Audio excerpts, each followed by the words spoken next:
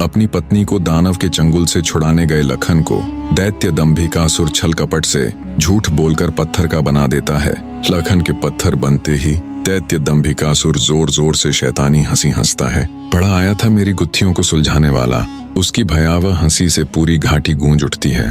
घिनौनी हंसी हंसते हुए दंभिकासुर अपनी गुफा में जाता है और राजकुमारी चंद्रकला से कहता है, एक कीड़ा आया था बाहर, कह रहा था कि तुम्हारा पति है। तुम तो बड़े बड़े दावे कर रही थीं कि तुम्हारा पति तुम्हें बचाने आएगा, लेकिन उसे कुचलने के लिए तो मुझे अपने हाथ भी नहीं हिलाने पड़े। एक छोटे से झूठ से ही वह मिट्टी में मिल गया। फिर से ठहाका, जोरदार दैत्य की हंसी गूंजती है।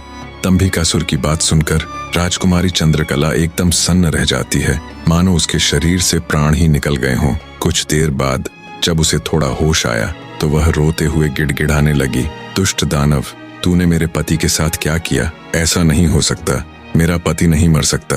कह दे कि तूने मुझसे झूठ कहा है। मूर्ख स्त्री, क्या तूने मुझे इतना कमजोर समझा है कि तेरा वह कीड़ा पति मुझे मार सकता था? मैं अमर हूँ, मुझे देवताओं का वरदान प्राप्त है, कोई मेरा कुछ नहीं बिगाड़ सकता।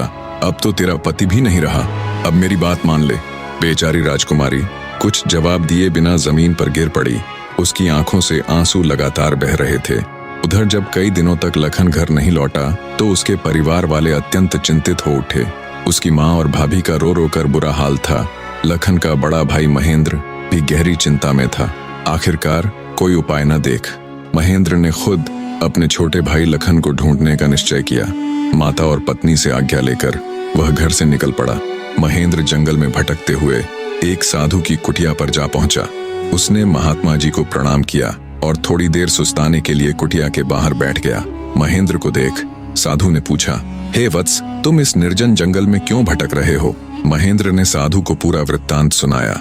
यह सुनकर महात्मा जी के चेहरे पर चिंता की लकीरें उभर आईं।